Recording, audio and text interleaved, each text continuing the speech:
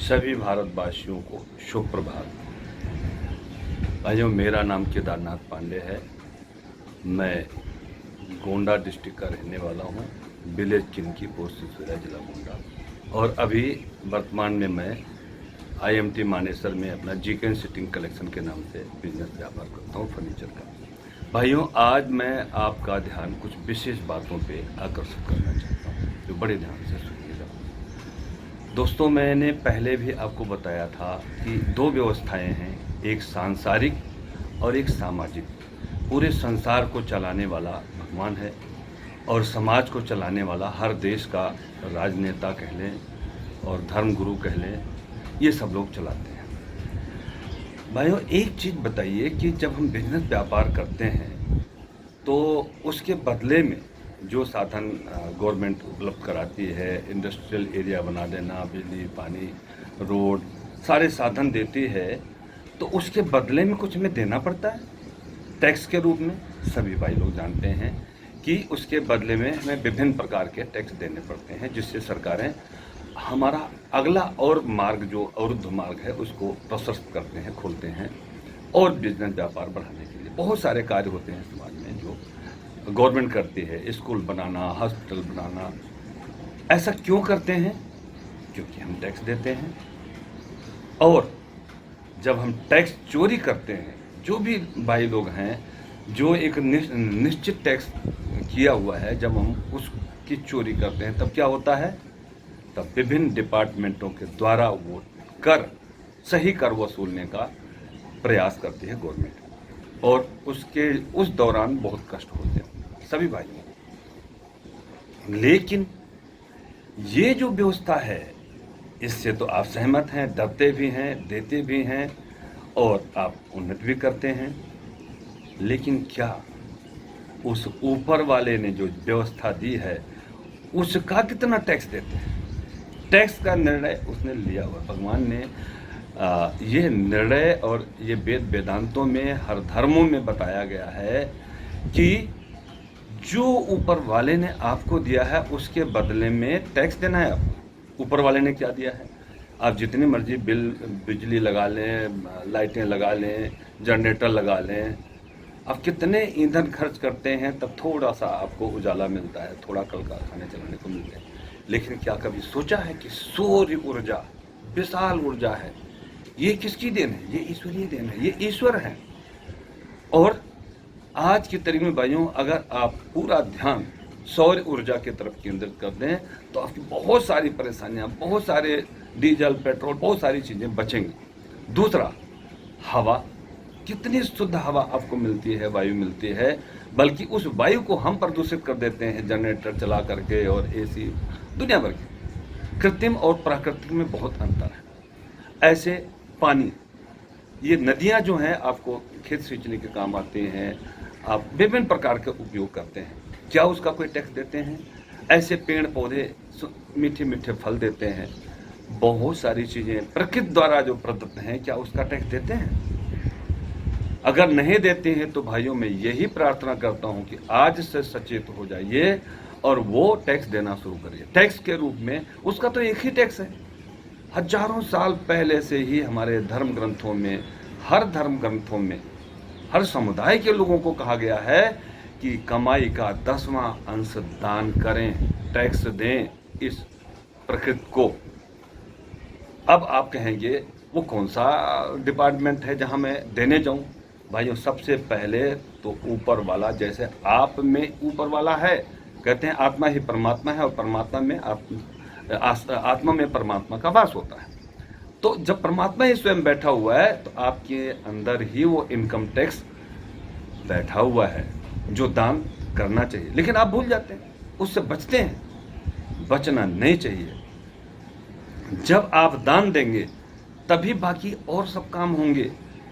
कहते हैं कि तुलसी पंछी के पिए घटे न सरिता नीर, दान किए धन ना घटे जो सहाय रघुबीर। इसकी व्याख्या करेंगे, समय लगेगा। लेकिन फिर भी नदी बहती है, उसमें अगर पक्षी पानी पी लेते हैं तो पानी कम हो जाता है।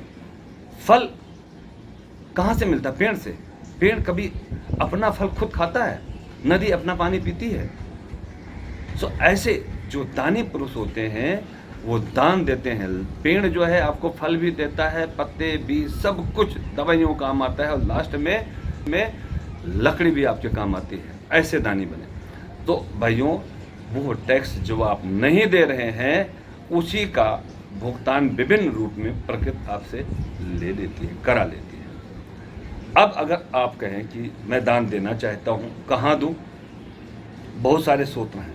देखिए, आज की तारीख में आपको दानदाता या जो प्रभु के भक्त हैं वो नज़र आने लगे होंगे शायद। इस्कॉन टेम्पल के अक्षय पात्रा के लोग, दूसरा राधा स्वामी सत्संग के लोग, जो हमारे सिख भाई हैं वो कितना दान करते हैं। 2% उनकी जनसंख्या है आपके भारत देश में। और मैं तो कहता हूँ उनके जैसा स्वावलंबी, उनके जैसा दानदाता हमारे पूरे समाज में हर व्यक्ति को होना चाहिए, सीखना चाहिए। आज हमारे मुस्लिम भाई भी हैं, एकजुटता भी है और धर्म को अपने मानते भी हैं। एक एक बच्चे से पूछे तो वो रोज़ा रहता है और अल्लाह मियां की प्रार्थना करता है, धन्यवाद देता है, और वो अपने दान के द्वारा दी हुई चीज़ों से मस्जिद बनाते हैं, प्रार्थना सभा बनाते हैं, सब कुछ करते हैं। अब बाकी उनके धर्म के बारे में नहीं जानता हूँ, और जो करते हैं, जो जैसा करता है उसका फल भी भगवान देता है। कुछ भी गलत करते हैं उसका फल भी मिलता है। भाइयों, इस बात को ध्यान रखिए। ऐसे आप भी हैं, अगर उस दान देने वाली प्रथा से दूर होंगे, भगवान के निमित्त जो देना है, एक ही टैक्स है यार, इतने हजारों साल से 10% अपने कमाई का दें। अब कहेंगे कहाँ दें? भाइयों, देने के लिए जो इनकम टैक्स ऑफिस आपके अंदर बिठाया हुआ है, पहले उसके अनुसार ईमानदारी से दें। और कहाँ दें? आप ऐसा नहीं कि ले जाके, भाई हमें तो और कुछ नहीं आता, ये जो मंदिर बने हैं बस यहाँ ले जाके दे दूँ। नहीं भाइयों, सिर्फ मंदिर में ही दान देना, दान मंदिर में जरूर दीजिए, लेकिन ऐसे दानी बनिए जैसे हमारे टाटा बिरला थे। मैं 2 ही नाम याद है, तीसरा अभी आगे देखेंगे कहाँ किसने क्या किया। लेकिन टाटा बिरला हम बहुत 30-60 साल पहले भी जब बचपन में भी सुनते थे तो बिरला मंदिर बने हुए हैं, बिरला ने स्कूल बनाए हुए हैं, टाटा ने ये किया। ऐसे ये 2 फर्में जो हैं, इन्होंने धन भी कमाया और धर्म भी किया। सो मैं उन सभी बिजनेस करने वाले भाइयों से प्रार्थना करते हैं कि आप दान भी कीजिए। अब दान तो बहुत प्रकार के हैं, लेकिन आप कहते हैं कि मैं तो बस मंदिर में जाता हूँ, या सोने का मुकुट चढ़ा दिया, कोई डायमंड का वो सोने की माला पहना दी, डायमंड लगा हुआ लॉकेट डाल दिया भगवान का। अरे क्या उस प्रभु को, उस परमात्मा को सोना चांदी हीरा मोती देना चाहते हैं आप? जिसने आपको सब कुछ दिया है, उस प्रकृति ने ही सब कुछ दिया है। आप कहते हो मैं वो तुम्हें देने जा रहा हूँ, उसकी बजाय उसने और सारी प्रक्रियाएं बताई हैं। मंदिर बनाइए तो मंदिर में दान करके दानी बनने का ढोंग मत रचिए। आप ऐसे का मंदिर में भी दान कीजिए, किसी भिखारी को भी दान दीजिए जिसकी आवश्यकता हो। आप पढ़े लिखे हैं, विद्वान हैं, ऐसे नहीं बिजनेस चलाते हैं। कहाँ दान देना है उसकी गहराइयों में जाके दीजिए, अपने हाथों से दीजिए। कहीं कोई मंदिर बन रहा है तो उसमें सरिया सीमेंट नगद देने की कोई जरूरत नहीं। अगर आप समझते हैं कि नगद देने से लोग भ्रष्टाचार करते हैं तो मत दीजिए, आप सरिया दे दीजिए, सीमेंट दे दीजिए, आप खुद भी चले जाइए। और कोई जरूरी नहीं कि हमारे बहुत बड़े मंदिर बन रहे हैं वही दान देना है। जब तक मंदिर और विद्यालय जगह जगह नहीं होंगे तब तक समाज में विधिवत सुधार नहीं हो पाएगा। सो विद्यालय बनाइए, औषधालय बनाइए, मंदिर बनाइए, गरीबों को दान कीजिए। और अगर विद्यालय भी नहीं बना सकते भाइयों तो अपने आस पड़ोस में देखिए तो कितने बच्चे अनपढ़ रह जाते हैं। किसी आपका बच्चा अनपढ़ नहीं है, लेकिन पड़ोस में रहने वाला कोई गरीब आदमी है, कोई मजबूर आदमी जो जिसकी इतनी आमदनी नहीं, उसके एक बच्चे को चुन लो, 2 बच्चे को चुन लो, जितने आपका सामर्थ्य है, और उसके अनुसार उसको पढ़ाने का संकल्प ले लो। पढ़ाइए, उसको पढ़ा लिखा के विद्वान बना दिया आपने, समझ लो बहुत बड़ा कार्य कर दिया। ऐसे कोई आदमी बीमार है जिसके पास इतने पैसे नहीं है, रोगी है, उसका उपचार करा दीजिए। ऐसे लोग भी समाज में है जिसकी बहन बेटियों की शादी करना उनके लिए बहुत बड़ा चैलेंज है, उनकी मदद कर दीजिए। लेकिन भाइयों, दान दीजिए, जैसे कहा गया है, नेकी कर कुएं में डाल। उसके अपेक्षा ना करें कि नहीं ये मेरा नाम चारों तरफ करे कि हमने इसको ये किया वो किया, ये करके उसकी बेइज्जती ना करें। जो दान दीजिए वो भूल जाइए, अगला देखिए कि और मैं कहाँ क्या कर सकता हूँ। भाइयों, ऐसा जब आप करना शुरू करेंगे ना, हमारे समाज का इतना बड़ा काम हो जाएगा।